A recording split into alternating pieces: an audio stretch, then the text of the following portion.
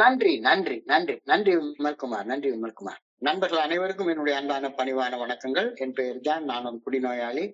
எல்லாம் வல்ல இறைவனோட அருளாலையும் தோழமையில இணைந்து செயல்படுவதால் நான் பெற்றுக்கொள்ளக்கூடிய அனுபவம், தெம்பு, நம்பிக்கை ஆகியவற்றாலும் இன்னைக்கு ஒரே ஒரு நாள் நான் குடிக்கல, தெளிவா, மன நிறைவா, அமைதியா வாழ என்னாலான எல்லா முயற்சிகளையும் செய்து கொண்டிருக்கின்றேன். நண்பர் விமல்குமார் அவர்கள் குறிப்பிட்டது போல, நம்ம கோயம்புத்தூர் ஒருங்கிணைப்பு குழு மனசாட்சி தீர்மானத்தின் அடிப்படையில 24 hours a day, 24 மணித்துளிகள் ஒரு நாள் அப்படின்ற புத்தகத்துல ஒவ்வொரு நாளும் ஒவ்வொரு பக்கமாக எடுத்து வாசிச்சு அதோடைய விளக்கத்தை பார்த்து கலந்தாய்வு செய்து கூட்டத்தை நடத்தி கொண்டிருக்கின்றோம். அதன் தொடர்ச்சியாக இன்றைக்கு நாம அடைஞ்சிருக்கிற பக்கம் ஏப்ரல் மாதம் 18ஆம் நாள். இந்த ஏப்ரல் 18க்கான சிந்தனையை முதல்ல வாசிச்சு அதோடைய விளக்கத்தை பார்த்து அதுக்கப்புறம் கலந்தாய்வு செய்து இந்த கூட்டத்தை நிறைவு செய்வோம். இந்த ஏப்ரல் 18 சிந்தனையை வாசிப்பதற்கு நண்பர் விமல்குமார் அவர்களை அன்போட பணியோடு அழைக்கின்றேன். Okay Vimal Kumar, thank you very much.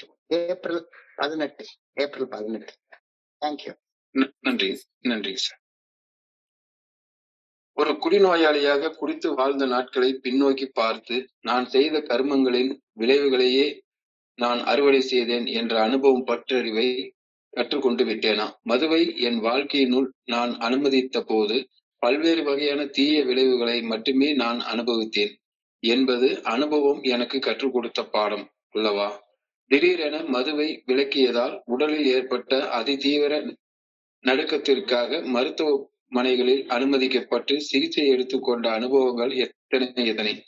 மது அருந்திவிட்டு வாகனம் ஓட்டுமைக்காக கைது செய்யப்பட்டு சிறைச்சாலைகளில் அடைக்கப்பட்ட அனுபவங்கள் எத்தனை.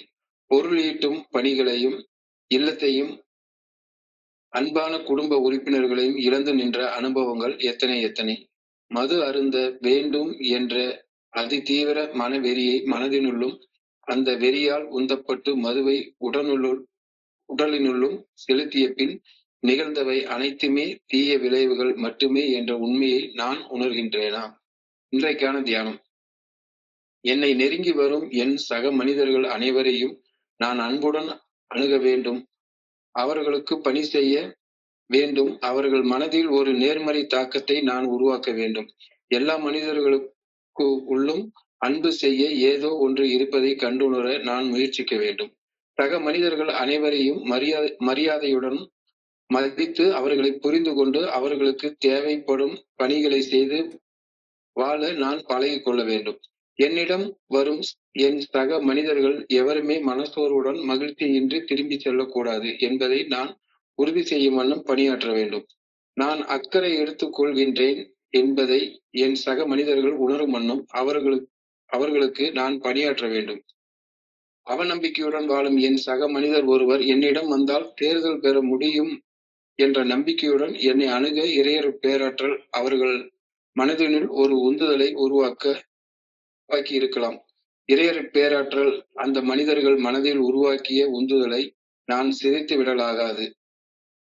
நான் அன்புடன் வரவேற்காத ஒரு மனிதர் தனது கஷ்டங்களை மனந்திறந்து என்னிடம் பகிர்ந்து கொள்ள விரும்பவே மாட்டார். இன்றைக்கான பிரார்த்தனை. என் பணியை நாடி என்னை அணுகும் என் சக மனிதர்கள் அனைவரையும் அன்புடன் வரவேற்கும் ஆற்றலை எனக்கு அருள இறையர் பேராற்றலை பணிவுடன் வேண்டுகின்றேன். நான் அன்பு செய்கின்றேன் என்ற உணர்வை நான் என் சக மனிதர்களுக்கு நான் அளிக்க வேண்டும் என்பதற்காகவும் பணிவுடன் வேண்டுகின்றேன். சார், நன்றிங்க சார். நன்றி, நன்றி, நன்றி, நன்றி, நன்றி, நன்றி விமல்குமார், நன்றி விமல்குமார். நண்பர்கள் அனைவருக்கும் என்னுடைய அன்பான பணிவான வணக்கங்களை மீண்டும் ஒரு முறை தெரிவித்துக் கொள்றேன். என் பெயர் ஜான். நான் ஒரு குடிநோயாளி. எல்லாம் வல்ல இறைவனோட அருளாலையும் தோழமையில இணைந்து செயல்படுவதால் நான் பெற்றுக்கொள்ளக்கூடிய அனுபவம், தெம்பு, நம்பிக்கையாலையும் இன்னைக்கு ஒரே ஒரு நாள் நான் குடிக்கல, தெளிவா, மன நிறைவா, அமைதியா வாழ என்னாலான எல்லா முயற்சிகளையும் செய்து கொண்டிருக்கேன். இன்னைக்கு சிந்தனையை படிக்கிறப்ப ஒரு எளிமையான கருத்து நினைவூட்டப்படுகிறது எனக்கு. என்ன எளிமையான கருத்து? நான் எதை விதைக்கிறேனோ அதுதான் முளைக்கும். நம்ம ஒரு பழமொழி சொல்லுவாங்க, திணை விதைத்தவன் திணை அறுப்பான், வினை விதைத்தவன் வினை அறுப்பான். விதைக்கிறது தான் முளைக்கும். நான் எதை விதைக்கிறேனோ அதுதான் முளைக்கும். நான் விதைக்கும் விதையை பொறுத்து தான் என்னுடைய அறுவடை இருக்கும். நான் எதை விதைச்சிருக்கேனோ அதைத்தான் அறுவடை செய்வேன். அது போலவே நான் செய்யும் செயல்களின் வினை பயன்களை மட்டும்தான் நான் திரும்ப அடைவேன். நான் என்ன செய்யறேனோ அந்த செயல்களுக்கான வினை பயன்களை மட்டும்தான் நான் வாழ்க்கையில திரும்ப அடைவேன், அனுபவிப்பேன். நான் நல்லதை விதைச்சால், நல்ல செயல்களை விதைச்சால் நல்லது மட்டும்தான் நடக்கும். நான் நல்ல செயல்களை விதைச்சா நல்லது மட்டும்தான் நடக்கும். நான் கெட்ட செயல்களை விதைச்சா கெட்டது மட்டும்தான் நடக்கும். நல்லது விதைச்சிட்டு கெட்டதை அறுவடை செய்ய முடியாது. அதே போல கெட்டதை விதைத்தால் நல்லதை ஒரு நாளும் அறுவடை செய்ய முடியாது. இது அடிப்படை ஆன்மீக விதி. இந்த விதியை நான் நம்பணும். ஒரு விதை முளைக்கிறதுக்கு மண்ணு தேவை, நீர் தேவை, காற்று தேவை, வெப்பநிலை தேவை, உரம் தேவை, நிறைய விஷயங்கள் தேவை. ஆனா அடிப்படையில விதை இல்லாம எதை அறுவடை பண்ண முடியும்? விதை எல்லாத்தையும் விட முக்கியமான தேவை என்பது போல நல்ல செயல்களை நான் செஞ்சாதான் நல்ல விளைவுகளை நான் உருவாக்க முடியும் அப்படின்ற முதன்மையான உண்மையை நான் புரிஞ்சு கொள்ளணும் அப்படின்னு இன்னைக்கு பகுதியில நமக்கு சிந்திக்க சொல்றாங்க. விதை என்பது ஒரு கரு. விதை என்பது ஒரு கரு. நல்ல செயல்கள் தான் நல்ல விளைவுகளை உருவாக்கக்கூடிய கரு. காஸ் அண்ட் எஃபெக்ட், விளைவு காரணம் ரெண்டுக்கு இடையில உள்ள தொடர்பு. காஸ் அண்ட் எஃபெக்ட் அதை நம்ம புரிஞ்சு கொள்ளணும் அப்படின்ற கருத்தை இன்னைக்கு சிந்தனையில ரொம்ப மென்மையாக அழுத்தமாக சொல்லியிருக்கிறத நான் புரிஞ்சு கொள்றேன். As you sow, so shall you reap. As you sow, sow என்றால் விதைக்கிறது, reap என்றால் அறுவடை செய்யறது. எப்படி விதைக்கிறியோ அப்படித்தான் அறுவடை செய்வ. இதுக்கு என்ன அர்த்தம்? Your actions determine your outcome. Your actions determine your outcome. நீ செய்யக்கூடிய செயல்கள் தான் உன்னுடைய செயல் விளைவுகளை நிர்ணயம் செய்கின்றன. நேத்து நான் விதைச்சது இன்னைக்கு முளைச்சு நிக்குது. இன்னைக்கு விதைக்கிறது நாளைக்கு முளைச்சு நிற்கும். என்னுடைய செயல்கள் நல்லவையா கெட்டவையா அப்படின்ற அந்த செயல்களை பொறுத்துதான் என் வாழ்க்கையில உள்ள நல்ல தீய விளைவுகள் நிர்ணயம் செய்யப்படுகின்றன அப்படின்ற கருத்தை இன்னைக்கு சொல்றாரு. விதைக்க வேண்டிய நேரத்துல ஊர் வழி போயிட்டு விதைக்கிறத தவிர்த்தால் அறுவடை செய்ய வேண்டிய நேரத்துல அடுத்த விளைச்சலை பார்த்து பொறாமையில வெந்து ஐயோ ஆத்தான்னு வயிற்றுல வயிற்றுல அடிச்சுக்கிட்டு அலைய வேண்டியதுதான். அழகா அந்த பொங்கல் டைம்ல இந்த கருத்தை சொல்லுவாங்க. பொங்கல் அறுவடை திருநாள். பொங்கல்ல அறுவடை திருநாளை நீ கொண்டாடணும் அப்படின்னு சொன்னா இப்ப நீ உழைக்கணும், விதைச்சிருக்கணும். விதைச்சாதானே அறுவடை செய்ய முடியும். விதைக்க வேண்டிய நேரத்துல உல்லாசமாக உழைக்காம இருந்துட்டு விதைக்கிறத தவிர்த்தேன்னா அறுவடை செய்ய வேண்டிய நேரத்துல அடுத்தவர்களுடைய விளைச்சலை பார்த்து உனக்கு பொறாம தான் வரும். எவனடா கொள்ளை அடிக்கலாம் அப்படின்னு தான் தோணும். தோழமையில நான் விதைக்க வேண்டியது இருக்கு, நிறைய விதைக்க வேண்டியது இருக்கு. விதைக்க வேண்டிய நேரத்துல அனிவர்சரியா ஊர் சுத்திட்டு கோழிக்கறியும் குடல்கறியும் சாப்பிட்டுட்டு விதைக்காம 12 படிகள் அடங்கிய மின்சார செயல் திட்டத்தின் செயல்களை செய்யாம விதைக்காம இருந்தா அந்த 12 படிகள் அடங்கிய மீட்படையும் செயல் திட்டத்தை விதைச்சதால உருவான பலன்களை அனுபவிக்கிற மனிதர்களை பார்த்து எனக்கு பொறாம தான் வரும். நான் எவ்வளவு பெரிய வேலைகளை விதைச்சேன், ஒண்ணுமே செய்யல. விதைக்க வேண்டியது என்ன விதையை விதைக்கிறோ அதான் முளைக்கும். ஆடம்பரத்தையும் படோடபத்தையும் அகங்காரத்தையும் ஆணவத்தையும் கர்வத்தையும் ஆசையும் ஊர் சுத்துற ஆசை, சாப்பிடுற ஆசை, இந்த ஆசைகள் படி செயல்பட்டுட்டே இருந்தா அதற்கான விளைவுகள் தானே முளைக்கும். நேரத்துல உல்லாசமாக விதைக்காம ஊரை சுத்திட்டு இருந்துட்டு விதைப்பதை தவிர்த்தால் அறுவடை காலத்துல அடுத்தவனுடைய விளைச்சலை பார்த்து எனக்கு உள்ள இருந்து பொறாமையில பொங்கி பொங்கி வரும். அந்த பொறாமையில முளைக்கிறது தான் இத்தனை குழுக்கள், இத்தனை இன்டர் குரூப், இத்தனை இது. கொஞ்சம் ஆழமா சிந்திச்சு பார்ப்போம். அதுதான் இன்னைக்கு சிந்தனைகள் கொடுத்துருக்காங்க. As I look back over my drinking career, have I learned that I take out of life what I put into it? இதான் இன்னைக்கு நான் முதல் வார்த்தை. உன்னுடைய குடி வாழ்க்கையை பின்னால திரும்பி பாரு.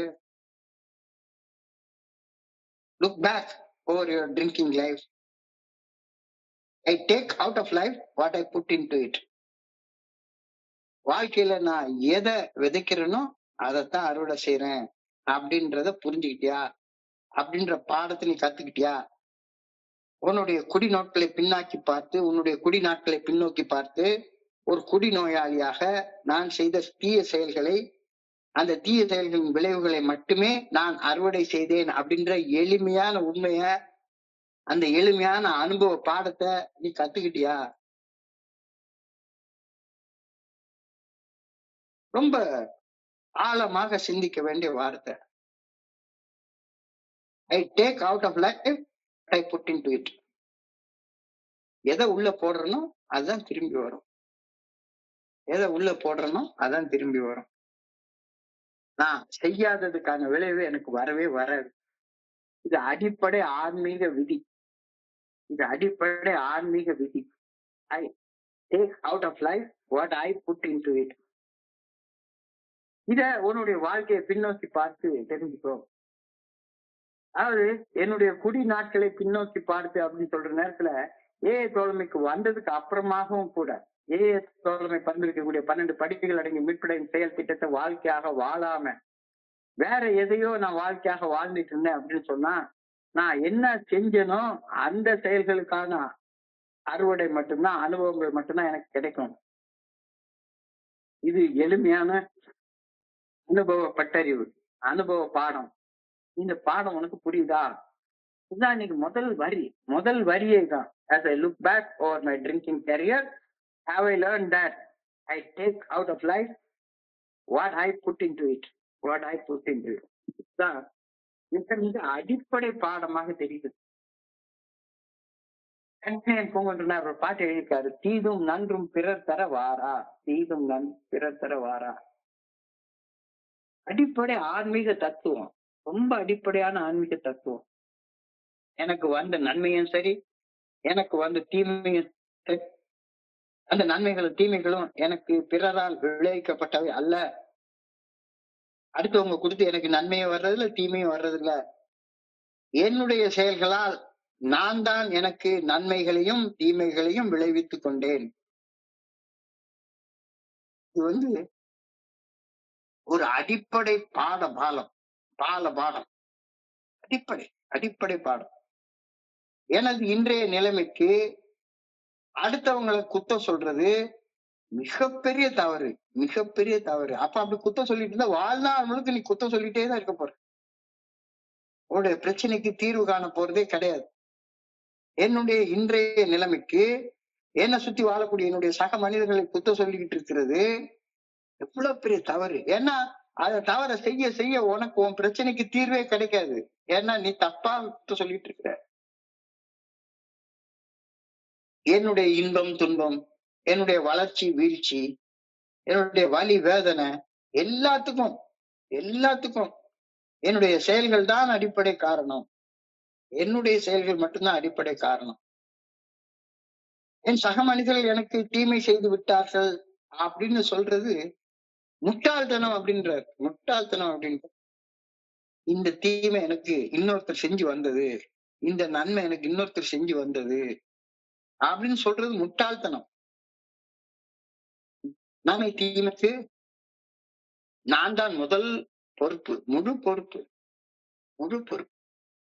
வேற யாரும் பொறுப்பு கிடையாது. நான் தான் பொறுப்பு.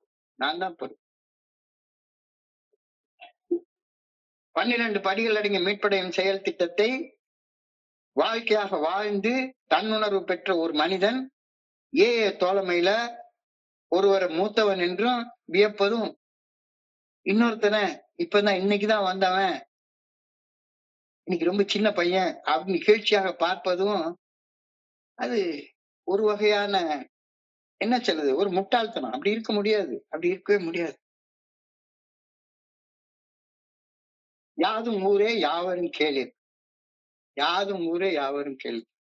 அழகா பில்டப்ல எழுதுவாரு. எங்க போனாலும் சரிதான். இப்போ உலகம் முழுக்க அங்க உனக்கு ஒரு ஏஏ மீட்டிங் இருக்கு.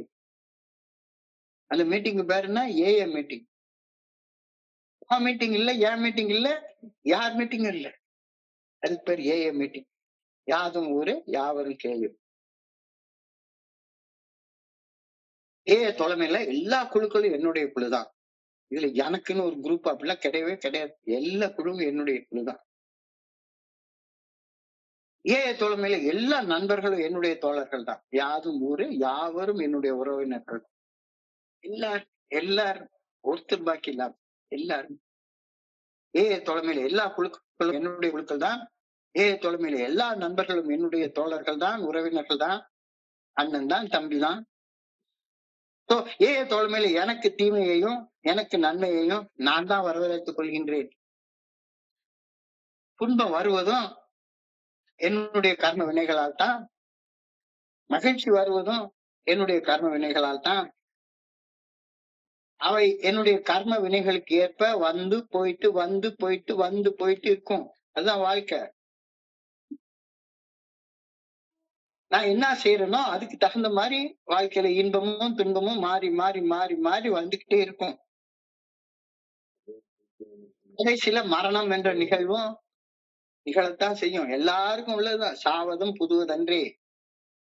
மரணம் என்ற நிகழ்வும் நிச்சயம் வரத்தான் செய்யும். எனவே வாழ்க்கைய இனிமைன்னு சொல்லாத, துன்பம்னு சொல்லாத, ரெண்டும் இல்லை. உன்னுடைய வாழ்க்கையில உன்னுடைய கர்ம வினைகளுக்கு ஏற்ப நீதான் இன்பத்தை உருவாக்குற, நீதான் துன்பத்தை உருவாக்குற. வாழ்க்கை இனிதன மகிழ்ந்தென்றும் இளமே, முடிவின் இன்னாதென்றும் இளமே. அது பெரிய இனிமைன்னும் கிடையாது, அதே நேரத்துல துன்பம்னு கிடையாது, ரெண்டுமே கிடையாது. வானத்திலிருந்து மழை வருது, அந்த மழை பெய்து கொஞ்சம் கொஞ்சமா தண்ணி சேர்ந்து ஒரு பெரிய ஆறாக காட்டாற்று வெள்ளமாக பெருக்கெடுத்து ஓடுது.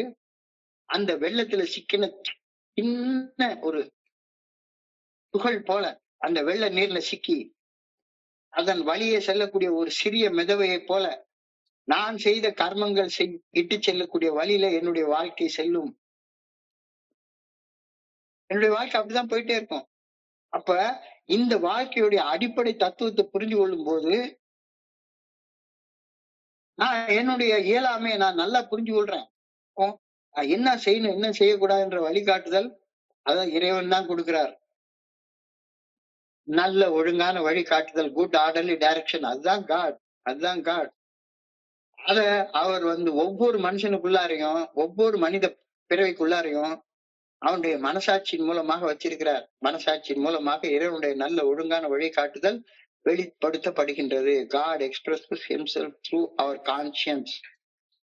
நம்முடைய மனசாட்சியின் மூலமாக இறைவன் தன்னுடைய நல்ல ஒழுங்கான வழிகாட்டுதலை வெளிப்படுத்துகின்றார். அப்ப அந்த வழிகாட்டுதல் படி நாம செய்ய போறப்ப எல்லாருமே அவங்களுக்கு அவங்க கர்ம வினைகள் செய்யறதுக்கு ஏற்ற பாதையில அவங்க வெள்ளத்துல அடிச்சுட்டு போற ஒரு சின்ன மெதவையை போல அவங்க செய்யற கர்மத்தின் வழியில செல்லக்கூடிய வாழ்க்கையில வாழ்ந்து கொண்டிருக்கிறாங்க. இது தெளிவாக தெரியறப்ப இவன் பெரியவனோ இவன் சின்னவனோ பார்க்க வேண்டிய அவசியமே இல்லை. பெரியாரை வியத்தலும் இளமே, பெரியாரை இகழ்தலும் இளமே. அவ்வளவுதானே. இன்னைக்கு ஒரு நாள் பிடிக்கல, எல்லாரும் சும்மாதான் அவங்க செய்த கர்மத்துக்கான வினைகளை வாழ்க்கையில அனுபவிச்சுட்டே இருக்கிறாங்க. When I put bad things into my life, I take back a lot of bad things. ஒரு சின்ன தப்பான கர்மத்தை நான் விதைக்கிற நேரத்துல பல மடங்கு மோசமான கர்மத்தை நான் விதைக்கிறேன். அதாவது ஒரு சாதாரண நெல் மணிய பூமியில விதைச்சா அந்த நெல் மணி என்ன விதைச்சு கொடுக்குது? 1000 நெல்மணிகள் அது விதை கொடுக்குது. ஒரு நெல்மணி 1000 நெல்மணிய அது திருப்பி கொடுக்குது. அறுவடை நேரத்துல நம்ம 1 கிலோ விதைச்சா 1 கிலோ நெல் விதைச்சா 1 டன் நெல்லை எடுக்க போறோம். 1000 மடங்கு எடுக்க போறோம். அப்ப ஒரு சின்ன நல்ல செயல் செஞ்சா 1000 மடங்கு நல்ல செயலை அறுக்க போறோம். ஒரு சின்ன கெட்ட செயல் செஞ்சா 1000 மடங்கு தீமையை நம்ம அறுவடை செய்ய போறோம். என்னடா சின்ன தீமை தானே. இன்னைக்கு ராத்திரி நேற்றுக்கு ஒரு நண்பர் கேட்டாரு, என்னங்க இது ஒரு ராத்திரி உட்கார்ந்து ஒரு போன் பிக்சர் பாக்குறதுல என்னங்க கெட்டு போயிட போகுது. நான் யாருக்கும் தீமை செய்யவே இல்லையே. அதோ ஒரு மூலையில உட்கார்ந்து நான் பாட்டுக்கு பார்த்துட்டே இருக்கேன். யாருக்கு தீமை செய்யவே இல்ல. ஒரு சின்ன பொய் சொன்னேன். அதுல எனக்கு ஒரு ₹1,00,000 லாபம் கிடைச்சது. இதுல என்ன இருக்கு? யாருக்கு நான் தீமை செய்யவே இல்லையே. யாருக்கு நான் தீமை செய்யவே இல்லையே. அப்ப நான் என்ன விதைக்கிறேனோ அது 1000 மடங்கு எனக்கு திருப்பி வரும் அப்படின்ற அந்த அடிப்படை இயற்கை தத்துவத்தை நான் நம்ப மறுக்கிறேன், ஒப்புக்கொள்ள மறுக்கிறேன். When I put bad things into life, I take back a lot of bad things. When I put good things into life, I take back a lot of good things into life. உங்க வாழ்க்கையில யோசிச்சு பின்னோக்கி பாரு. நான் ஒண்ணு யாருக்கும் எந்த கெடுதலும் செய்யல. நான் பாட்டுக்கு நான் உண்டு என் குவார்டர் பாட்டில் உண்டு அப்படின்னா குடிச்சிட்டு இருந்தேன் அப்படின்னு நினைச்சிட்டு இருந்தேன். நான் உண்டு என் குவார்டர் பாட்டில் உண்டு அப்படின்னா குடிச்சிட்டு இருந்தேன் நினைச்சிட்டு இருந்தேன். ஆனா எவ்வளவு உடம்ப நான் கெடுத்து வச்சிருந்தேன் யோசிச்சு பாருங்க. எத்தனையோ நாள் குடிச்சுட்டு அடுத்த நாள் காலையில தலைவலி, அதாவது டிடின்னு சொல்லுவாங்க. டிடின்னு சொல்லுவாங்க. டெலிரியம் ட்ரெமென்ஸ். டெலிரியம் ட்ரெமென்ஸ்.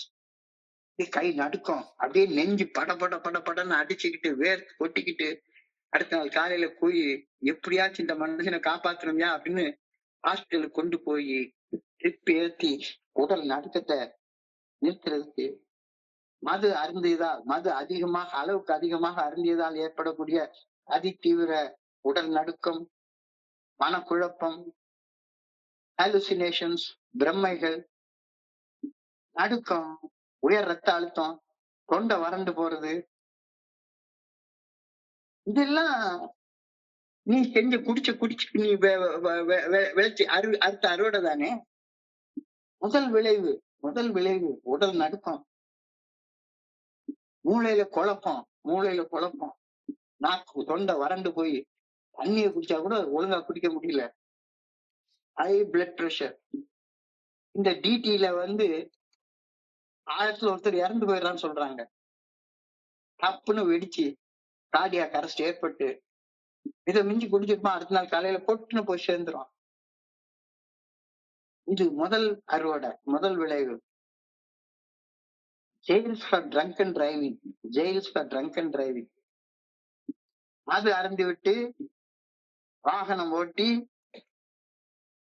போலீஸ்காரன்ட்ட சிக்கிக்கிட்டு கேஸ் ஆகி, அதுவும் ஃபாரின் கண்ட்ரிஸ் எல்லாம் உள்ள தூக்கி வச்சிருவாங்க.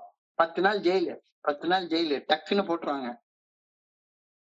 இங்கேயும் மது அருந்தி விட்டு எவனாச்சும் ஒருத்தனை சும்மா இல்லாம கட்டையை தூக்கி அவன் மண்டையை உடைச்சு வன்முறையில ஈடுபட்டதால செய்த குற்றங்கள், குற்றம் சாட்டப்பட்டு கைது செய்யப்பட்டு குற்றம் நிரூபிக்கப்பட்டு சிறைச்சாலையில அடைக்கப்பட்டது எவ்வளவு நடந்திருக்கு. இதெல்லாம் எதனால வந்தது? தீயது செஞ்சா மது குடிச்சா இதெல்லாம் நடக்கும். உனக்கு டெலிரியம் ட்ரெமென்ஸ் வரத்தான் செய்யும். மருத்துவமனைகள்ல உட்கார்ந்து பைத்தியக்கார மாதிரி. நானா ஒரு தடவை உண்மையிலேங்க, நான் எனக்கு மாஸ்டர் ஆஃப் இன்ஜினியரிங் அண்ணா யூனிவர்சிட்டியில எனக்கு படிக்கிறதுக்கு அரசாங்கம் சீட் வாங்கி கொடுத்தது. அப்ப நான் 1990-91 பீக் ட்ரிங்கிங் பீரியட். நல்லா படிப்பேன். படிப்புக்கெல்லாம் பஞ்சமே கிடையாது, நல்லா படிப்பேன். ஆனா எல்லாருக்கும் எக்ஸாம்பிளரியா பண்ற மாதிரி ஏகப்பட்ட மார்க் எடுத்து வச்சிருக்கேன், சர்டிபிகேட்லாம் கையில இருக்கு. ஆனா நாளைக்கு எம்ஏ ப்ராஜெக்டோடைய தீசிஸ் வைவாஓசிக்கு ஒரு ப்ராஜெக்ட் ரிப்போர்ட்டை டைப் பண்றதுக்காக ஒரு இடத்துல போறப்ப கொஞ்சோண்டு குடிச்சுக்கலாம் அப்படின்னு நினைச்சு போய் குடிக்க போக அந்த குடி அதிகமாகி அந்த போதையில உதயம் தியேட்டர்னு ஒரு அசோக் நகர்ல ஒரு உதயம் தியேட்டர் ஒண்ணு உண்டு, அசோக் பில்லர் பக்கத்துல. அந்த தியேட்டர்ல ஒரு சினிமா பார்க்க போறேன்னு தியேட்டர்ல சினிமா பார்க்க போய் யூரின் பாஸ் பண்ற இடத்துல மயங்கி கீழே விழுந்து முதுகுல அந்த பக்கத்துல இருந்த ஒரு அந்த கூர்மையான அந்த செங்கல் இது குத்தி உடம்பெல்லாம் வலி, எழும்ப முடியல. என்னை 4 பேர் எழுப்பி விட்டு ஒரு ஆட்டோல ஏத்தி விட்டாங்க. வீட்டுக்கு வந்து சேர்ந்து அடுத்த நாள் காலையில எழும்பவே முடியல. எனக்கு வைவா நடக்க போகுது. அந்த வைவாவை ஸ்கிப் பண்ண வேண்டியிருந்தது. நான் கிட்டத்தட்ட 70% மார்க் வச்சிருக்கேன். ஆனா வைவா அட்டெண்ட் பண்ணி ப்ராஜெக்ட் ஒர்க் டிசி சப்மிட் பண்ணாததால எனக்கு 2வது வர நேரத்துல இந்த குடி வெறியால அந்த எம்ஏ டிகிரியை வாங்க முடியல. எவ்வளவு பெரிய தண்டனை எனக்கு நான் கொடுத்துட்டேன். வெறுமனே சாதாரணமா ஒரு குவார்டர் பாட்டில் குடிக்கணும் அப்படின்னு ஒரு எண்ணம் தான். வேற ஒண்ணுமே கிடையாது. வேற ஒண்ணுமே கிடையாது. எத்தனை மெமோ வாங்கியிருக்கேன். எத்தனை memo. Suspension, dismissal from service, suspension from service. எத்தனை என்கொயரி. இதெல்லாம் எதுக்கு காரணம்? வெறுமனே ஒரு கப் மது குடிக்கலாம் அப்படின்ற அந்த மன வெறி தான். வேற ஒண்ணுமே கிடையாது. இல்லைன்னா வேற என்ன காரணம் இருக்கு? ஒரு காரணம் கிடையாது. ஒரு காரணம் கிடையாது. குடி வெறி. தீமையை செஞ்சா தீமை தான் விளையும். இதோட சேர்த்துக்கிட்டு இன்னும் இந்த கூட்டத்துல சொல்ல முடியாத பல விஷயங்கள் இருக்குது. ஆம வெறியாலதான் அந்த தீசிஸ் எல்லாம் போனதுக்கு ஒரே காரணம் காம வெறி தான். அன்னைக்கு குடிச்சுட்டு தேவையில்லாத ஒரு வேலையை போய் செய்ய போகதான் பயங்கர போதையாகி என் கூட சேர்ந்து இருந்த அந்த பொண்ணு அது வேற நிறைய குடிச்சு 2 பேரும் மோசமான ஒரு நிலைமைக்கு வந்து இவ்வளவு பெரிய இழப்பு. நான் உண்மையிலே சொல்றேங்க. நான் குறைப்பு 40 வயசு வரைக்கும் எனக்குன்னு ஒரு 2 வீலர் கூட கிடையாது. வாங்கணும்ன்ற எண்ணமே கிடையாது. 2 வீலர் ஓட்ட கூட தெரியாது எனக்கு. கார் கிடையாது. ஆனா என் கூட உள்ளவங்க எல்லாருமே 30 வயசுலயே கார் வாங்கி வச்சிருந்தாங்க, வீடு கட்டி வச்சிருந்தாங்க. எதையுமே பண்ணல. பைத்தியக்கார மாதிரி குடிச்சு தீமையை செய்ததால தீமையை விளைவிச்சிட்டு இருந்தேன். சோ இந்த இடத்துல லாஸ் ஆஃப் ஹவுஸ் அப்படின்னு சொல்றாரு. Loss of house. நான் வீடே கட்டல அப்படின்னா அது அதோட பெரிய இழப்பு இல்ல. ஒருத்தனாச்சும் கட்டி இழந்திருக்கான். நான் கட்டவே இல்லை. Loss of family. அம்மாவை இழந்திருக்கேன், அப்பாவை இழந்திருக்கிறேன், கூட பிறந்தவங்களை இழந்திருக்கிறேன், எத்தனையோ ஆத்மாத்மான நண்பர்களை இழந்திருக்கிறேன். ஒரு தடவை என்னுடைய மனைவி வந்து இந்த மனுஷனோட வாழ்றதுக்கு சாதாரணமா போய் டைவர்ஸ் பண்ணிட்டு போயிடலான்னு சைதாப்பேட்டையில் இருக்கக்கூடிய ஒரு வக்கீல பாத்துருக்காங்க. அந்த வக்கீல் அவங்ககிட்ட இருந்து ஒரு 500 ரூபாய் பணத்தை வாங்கிட்டு ஒரு இடத்துல கையெழுத்து போட்டு கொடுங்க, உங்களுக்கு டைவர்ஸ் நான் வாங்கி கொடுத்துட்றேன் அப்படின்னு சொல்லி அவரை அனுப்பிச்சு வச்சுட்டாங்க. நல்ல வேளை அந்த வக்கீல பார்த்தாரு. என் மனைவி வந்து யாருக்கிட்டயாச்சும் வேற ஆள்கிட்ட உதவி கேட்டு சொல்வதெல்லாம் உண்மை அப்படின்னு இந்த லட்சுமி ராமகிருஷ்ணன் மாதிரி ஒரு ஆள்கிட்ட டிவி ஷோல கொண்டு போய் ரியாலிட்டி ஷோல கொண்டு என்னுடைய பேரை கொடுத்திருந்தா அவ்வளவுதான். என்னுடைய அரசாங்க வேலையும் போய் எல்லாமே போய் நான் செத்து போயிருந்திருப்பேன். எல்லாம் எதனால வெறி அப்சஷன், மனவெறி, குடிக்கணுன்ற மனவெறி.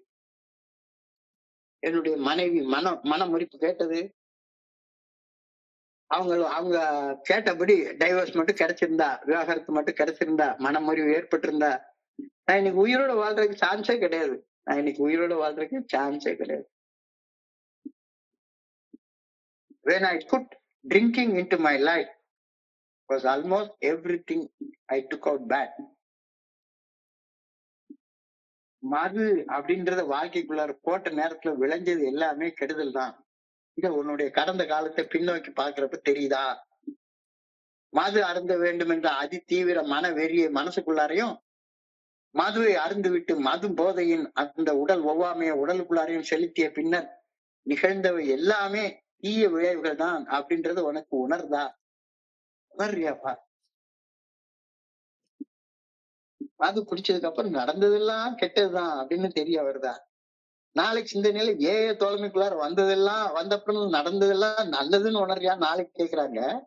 இன்னைக்கு வந்து இந்த கேள்வி, மது அருந்த வேண்டும் என்ற அதி தீவிர மனவெறியை மனதினுள்ளும் மதுவை அருந்தி மது போதையை உடலினுள்ளும் செலுத்திய பின் நிகழ்ந்தவை எல்லாமே தீய விளைவுகள் மட்டும்தான் அப்படின்றத உணர்றியா?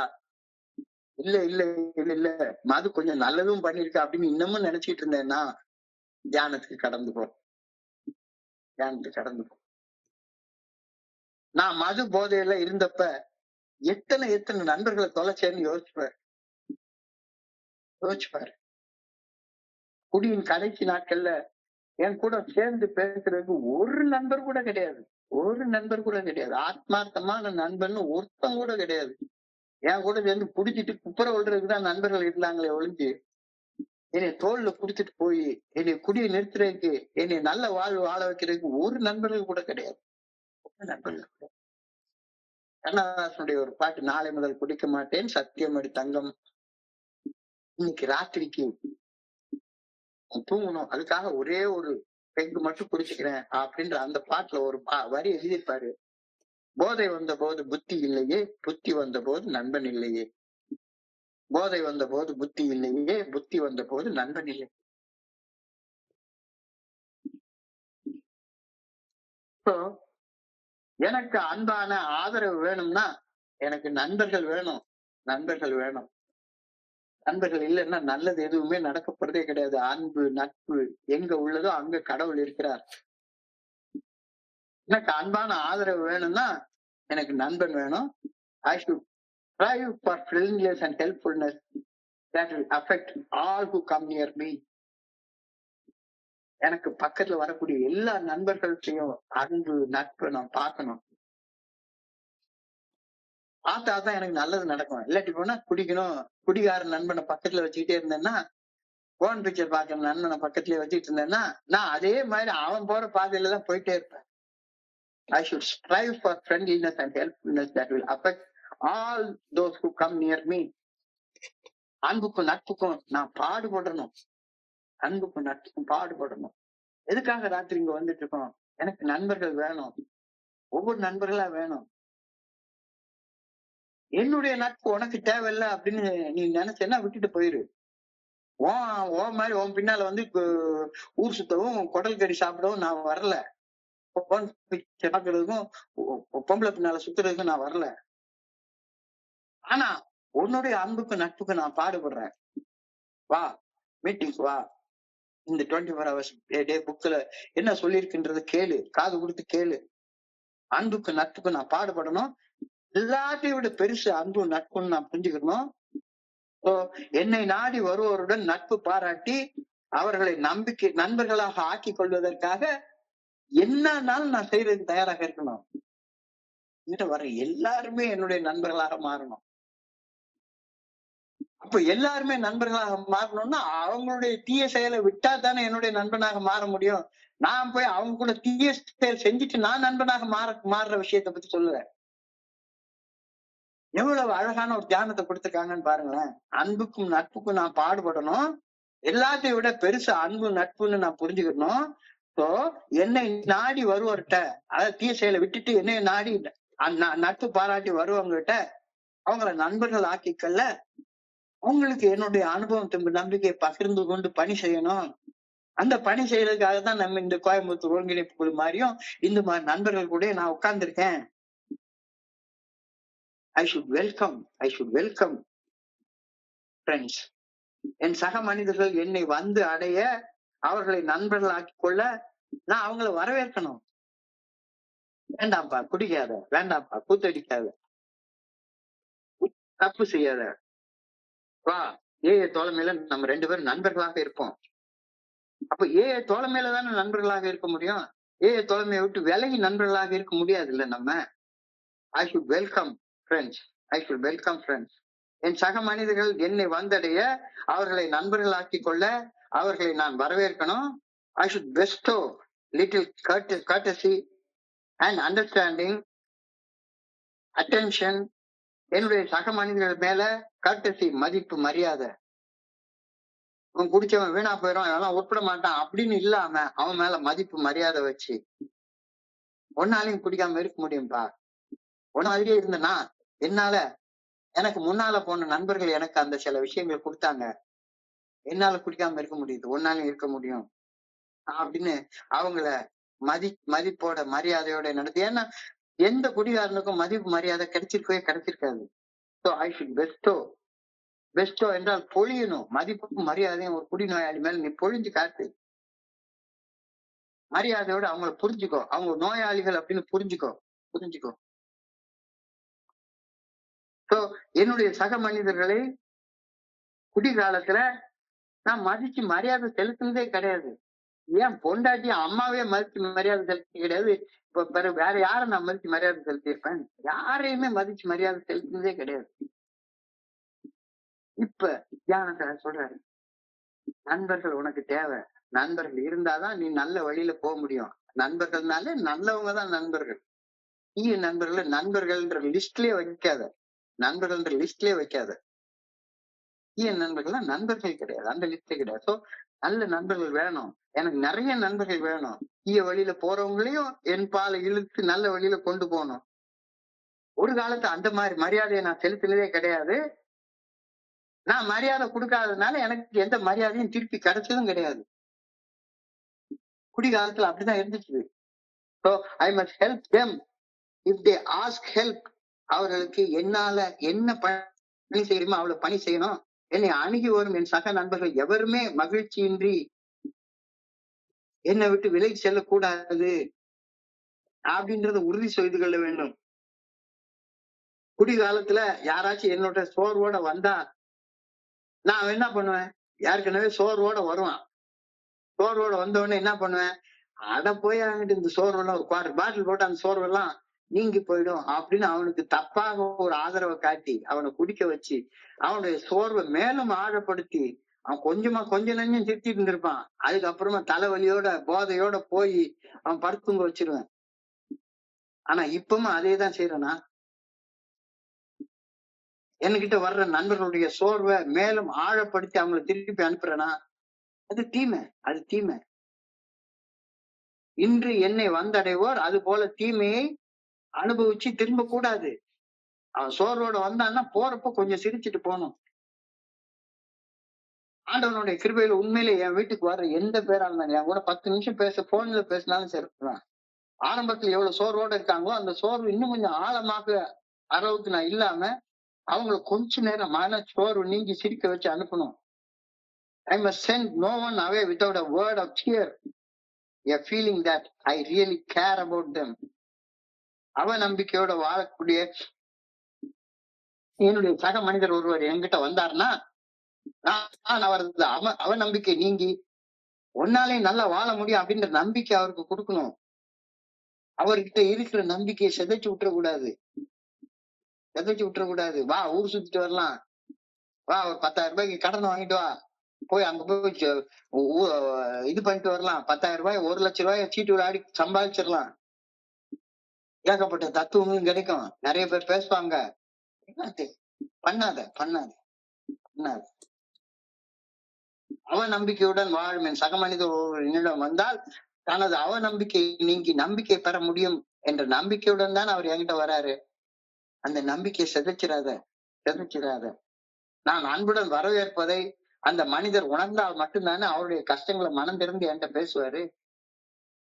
இல்லாட்டி போனா 2 பேரும் சேர்ந்து கூத்தடிச்சுட்டா சும்மா இருப்போம். வா ஒரு சினிமா இருக்கும், டீ சாப்பிடுவோம், ஊரை சுத்துவோம். பொண்டாட்டி எல்லாம் சரி கிடையாது. போய் இந்த பொண்டாட்டி சரி கிடையாதுன்னு ஊரை சுத்தி பேசுறதுக்கு ஒரு நண்பன் வேற. ஏற்கனவே பொண்டாட்டிகிட்ட டைவர்ஸ் கேஸ் நடந்துட்டு இருக்கு. இவர் பொண்டாட்டி டைவர்ஸ் பண்ணிட்டு வேற ஒரு பொண்டாட்டியை கல்யாணம் பண்ணிட்டு நல்லா வாழலாம் அப்படின்னு சொல்லி ஒரு அனிவர்சரி கூட்டிட்டு போய் அங்க ரூம் போட்டு சீட்டு விளையாடிட்டு ஏற்கனவே சோர்ந்து போயிருக்கிற மனுஷனை இன்னும் கொஞ்சம் சோர்வாக்கி இதுக்கு இடையில ஏகப்பட்ட ஷேரிங்க கேட்டிருப்பாரு. அதுல குடிச்சா செத்துருவோன்ற பயம் வேற வந்துரும். என்னையா பண்ணி அனுப்புறீங்க? Pray that I may warmly welcome all those come to me. என்கிட்ட வர்றவங்க எல்லாரையும் என் பணியை நாடி என்னை அணுகும் அனைத்து சக மனிதர்களையும் அன்போட வரவேற்கும் அந்த ஆற்றல் எனக்குள்ளார வரணும்னு ஆண்டவா அவங்க வேண்டிக்கிறேன். எல்லாருடைய நம்பிக்கையை சிதைச்சு அனுப்பிடக்கூடாது. என்னால் என்ன முடியுமோ அதைத்தான் செய்யணும். I pray that I may make them feel that I really care. என்கிட்ட வர்றவங்க ஆமா இந்த மனுஷன் நம்ம நல்லதுக்குதான் இதை சொல்றாருன்னு அவங்க நம்புற அளவுக்கு என்னுடைய வாழ்க்கையை நான் வடிவமைச்சிருக்கணும். நான் அன்பு செய்கின்றேன், அக்கறை எடுத்துக் கொள்கின்றேன் அப்படின்ற உணர்வை என்னுடைய சக மனிதர்களுக்கு அளிக்க வேண்டியது என்னுடைய பொறுப்பு. என்னுடைய பொறுப்பு உணர்ந்து செயல்படுவதற்கு எனக்கு ஆற்றல் கூடிய இறைவா அப்படின்னு பிரேயர்ல இன்னைக்கு கேட்கிறாரு. மிக அழகான ஆழமான சிந்தனை இன்னைக்கு கொடுக்கப்பட்டிருக்கிறது. சிந்தனையுடைய மைய கரு. விதைப்பதுதான் முளைக்கும். நீ எதை விதைப்பியோ அதான் முளைக்கும். விதைக்காதது ஒரு நாள் முளைக்கவே முளைக்காது. நீ நேற்றுக்கு விதைச்சது இன்னைக்கு முளைச்சு நிக்குது, இன்னைக்கு விதைக்கிறது நாளைக்கு முளைச்சு நிற்கும். விதைக்கிற நேரத்துல விதைக்கிற வேலையை செய்யாம ஊர்வழி போய் அனவசியா சுத்திட்டு ஒரு மனுஷன் அதுக்கப்புறமா என்னால ஒண்ணும் செய்ய முடியல, இந்த மனுஷன் மட்டும் எப்படி ஆனந்தமா 1 மணி நேரம் மெடிடேட் பண்றாரு அப்படின்னு அந்த மாதிரி மனிதர்களை பார்த்து, இந்த மாதிரி மெடிடேஷன் பண்றதுக்கெல்லாம் நான் வரல, அமைதியா வாழ்றதுக்கு வரல, ஆனந்தமா வாழ்றதுக்கு வரல, நிம்மதியா நிறைவா வாழ்றதுக்கு வரலன்னா வேற என்ன வெண்ணைக்கு நீங்க வந்திருக்கேன்ற ஒரு கேள்வி இன்னைக்கு கேட்கிறாங்க. When I look back at my drinking career, have I learned that I take out of life what I put into it? எதை போட்டேன்னா அதான் எனக்கு கிடைக்கும். When I put bad things into it, lot of bad things. ஒரு தீமை வந்துச்சுன்னா ஒரு தீமையை மட்டும் அறுவடை செய்ய மாட்டேன், ஆயிரக்கணக்கான தீமைகளை அறுவடை செய்வாங்க. ஏன்னா கீழே போட்டது முளைச்சி பழுகி பெருகி பல மடங்கா வரும். ஒரு சின்ன நன்மையை போட்டு அதுவும் பல மடங்கா உனக்குள்ளார பெரிய வரும். எதை விதைக்கணும்ன்றது கவனமாக இரு. யோசிச்சு பாரு. ஏற்பட்ட ஆஸ்பத்திரி அனுபவங்கள், ஜெயில் அனுபவங்கள், தண்டனைகள், எவ்வளவு இழப்புகள், விவாகரத்து, வீட்டை இழந்தது, பணத்தை இழந்தது, ஆரோக்கியத்தை இழந்தது, எல்லாமே எவ்வளவு எவ்வளவு எவ்வளவு. I put drinking into my life, almost everything I took out was bad. குடிச்ச நேரத்துல தீமையை தவிர வேற எதையுமே நான் எடுக்கவே இல்லை. மது அருந்த வேண்டும் அப்படின்ற அதிதீவிர மன வெறிய மனசுக்குள்ளார வளர்த்துக்கிட்டு மது அருந்தி விட்டு உடல்ல உள்ள ஒவ்வாமையை வளர்த்து கொண்டு வச்சிட்டு இருக்கிறப்ப என்னுடைய வாழ்க்கையில நிகழ்ந்தது எல்லாமே தீமைதான் நிகழ்ந்தது. மதுவால விளைந்த தீமைகள் கொஞ்சமா நஞ்சமா? கொஞ்சமா நஞ்சமா? இல்ல மதுவால இன்னும் நன்மைலாம் நடந்தது அப்படின்னு இன்னமும் நினைச்சிட்டு இருக்கேன்னா தியானத்துக்கு கடந்து போ. கடைசியில் எப்படி நின்ன? தனியா நின்ன. போதை வந்த போது புத்தி இல்லையே, புத்தி வந்த போது நண்பன் இல்லையே. அப்போ எனக்கு புத்தி வேணும்னா நண்பர்கள் வேணும். எப்படிப்பட்ட நண்பர்கள் வேணும்? 12 படிகள் அடங்கிய மீட்பட செயல் திட்டத்தை வாழ்க்கையாக வாழக்கூடிய நண்பர்கள் வேணும். அந்த நண்பர்கள் வேணும் வேணும் வேணும். I should strive for friendliness and helpfulness that will affect all those who come near me. So நான் எதை வாழ்றேனோ அதைத்தான் அட்ராக்ட் பண்ண முடியும். நான் இன்னமும் கேடுகட்ட வாழ்க்கை வாழ்ந்துட்டு இருந்தேன்னா கேடுகட்ட நண்பர்களை தான் நான் அட்ராக்ட் பண்ணுவேன். நான் நல்ல வாழ்க்கை வாழ்ந்துட்டு இருந்தேன்னா நல்ல நண்பர்களை நான் அட்ராக்ட் பண்ணுவேன். நான் நல்ல வாழ்க்கை வாழ்ந்துட்டு இருந்தேன்னா கேடு கெட்ட வாழ்க்கை வாழ்ந்துட்டு இருந்த நண்பர் கூட நல்ல வாழ்க்கை வாழணுன்ற நோக்கத்தோட என்கிட்ட வந்து சேருவாரு. இல்ல நான் கேடுகட்ட வாழ்க்கை வாழ்ந்துட்டு இருந்தேன் அப்படின்னா கேடுகட்ட வாழணும்னு ஆசைப்பட்டேன்னா அப்படிப்பட்ட ஸ்பான்சர் தான் நான் என்னை அட்ராக்ட் பண்ணுவாரு. அவர்கிட்ட போய் சேர்ந்துப்பேன். உட்காந்து ராத்திரி உட்காந்து ரூம் போட்டுட்டு சீட்டு விளையாடுவேன், என்ன மாச்சு பண்ணுவேன். நண்பர்களை நான் தேடுறது ரொம்ப முக்கியம். தீமையை விளக்கணும்னா நல்ல நண்பர்கள் உனக்கு தேவை அப்படின்ற கருத்தை சொல்றாங்க. வர்ற நண்பர்களுக்கு ஒன்னாலான எல்லா பணிகளையும் செய். என்ன பணி தேவைப்பட்டாலும் செய். அவங்க என்னை அணுகி வரும் சக நண்பர்கள் எவருமே மகிழ்ச்சியின்றி சோர்வு நிலையில என்கிட்ட இருந்து திரும்பி போகவே கூடாது. குடிகாலத்துல யாராச்சும் என்கிட்ட சோர்வோட வந்து சேர்ந்தாங்கன்னா அவங்க சோர்வு 10 மடங்காக்கி திருப்பி அனுப்பி வச்சிருவேன். செய்யாத. தப்பா எந்த ஆலோசனையும் கொடுக்காத. சோர்வு ஆழப்படுத்தி அனுப்பாத. சோர்வு கொஞ்சம் குறைய வச்சு மகிழ்ச்சியோட அவங்க அனுப்புறதுக்கு உன்னுடைய அனுபவம் தெம்பு நம்பிக்கை பகிர்ந்து கொள். இன்னைக்கு என்கிட்ட வர்றவங்க யாருமே மன சோர்வை அனுபவிச்சு திரும்பி போக கூடாது, தீமையை அனுபவிச்சு திரும்பி போக கூடாது. அவநம்பிக்கையோட வாழக்கூடிய ஒரு மனிதர் என்கிட்ட வந்தான்னா அவருடைய அவநம்பிக்கை நீங்கி நம்பிக்கை பெற முடியும் அப்படின்ற நம்பிக்கையோட அவர் திரும்பி போனோம். அவர்கிட்ட இருக்கிற கொஞ்ச நஞ்ச நம்பிக்கையை சிதைச்சு வீட்டுக்கு அனுப்பிடப்படாது. I pray that I may warmly welcome all those who come to me. என்னை நாடி வரும், என்னை அணுகி வரும் என்னுடைய சக மனிதர்களை அன்போட ஆனந்தத்தோடு நான் வரவேற்கணும். அப்படி ஆனந்தத்தோடு வரவேற்கணும்னா நான் ஆனந்தமா வாழ்ந்தா மட்டும்தானே அவங்கள வரவேற்க முடியும். நானே ஏற்கனவே ஆனந்தமா இல்லைன்னா அவங்ககிட்ட இருந்து எனக்கு 10 பைசா கிடைக்குமா? எனக்கு ரூம் போட்டு தருவானா? என்னை எங்கேயாவது கூட்டிட்டு ஊர் சுத்த கூட்டிட்டு போவானா அப்படின்னு நினைச்சுக்கிட்டு இருந்தேன்னா என்னத்துக்கு ஆறுது? I pray that I may make them feel that I really care. நான் அன்பு செய்யறேன், நான் அக்கறை எடுத்துக்கொள்றேன் அப்படின்னு என்கிட்ட வர்ற ஒவ்வொருத்தரும் உணரணும். அப்பதான் நல்லது செஞ்சா நல்லது நடக்கும், கெட்டது செஞ்சா கெட்டது நடக்கும். நல்லது செய், நல்லது நடக்கும். கெட்டது செஞ்சா கெட்டது மட்டும்தான் நடக்கும். கெட்டது செஞ்சா 1 மடங்கு கெட்டது செஞ்சேன்னா 100 மடங்கு கெட்டது நடக்கும். 1 மடங்கு நல்லது செய்ய முயற்சி பண்ணா 100 மடங்கு நல்லது நடக்கும். ஒரு ஒரு ஒரு நெல் விதை பூமியில விழுந்தா அந்த ஒரு நெல் விதை என்ன பண்ணுது? 100 1000 அது கொடுக்குது, திருப்பி கொடுக்குது. 1 கிலோ விதைச்சா 1 டன் கிடைக்கும். 1 கிலோ விதைச்சா 1 டன் கிடைக்கும். விதைக்கிற வேலையை செய்யாம அறுக்கிறதுக்கு அருவாளை தூக்கிட்டு போனேன்னா என்ன அர்த்தம்? அது எல்லாம் அறுவடை செய்யறதுக்கு தான் இங்க ஏஐக்கு வர்றோம். விதைக்காம அறுவடை செய்ய முடியாது அப்படின்ற எளிமையான உண்மை புரிய மாட்டேங்குது. விதைக்காம எப்படி அறுவடை செய்ய முடியும்?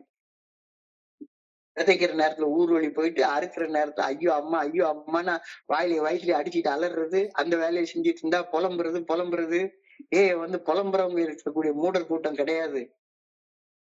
இது ஆனந்தத்தை பகிர்ந்து வாழக்கூடிய அன்பர்களின் கூட்டம், சகோதரர்களின் கூட்டம், தோழர்களின் கூட்டம், நண்பர்களின் கூட்டம். முட்டா பசங்க மாதிரி உட்கார்ந்து லொடன்னு புலம்பிட்டு அலையிற புலம்பர் கூட்டம் கிடையாது இது. ரொம்ப அழகான சிந்தனை கொடுத்திருக்கிறாங்க. சோ இன்றைய பகுதியை படிக்கிறப்ப என் மனதை கடன் சென்ற சிந்தனைகளை உங்களோட பகிர்ந்து கொள்ள இந்த நல்ல வாய்ப்பை உருவாக்கி கொடுத்த இந்த குழுவிற்கு என்னுடைய மிக பணிவான நன்றிகளை தெரிவிச்சு கொள்றேன்.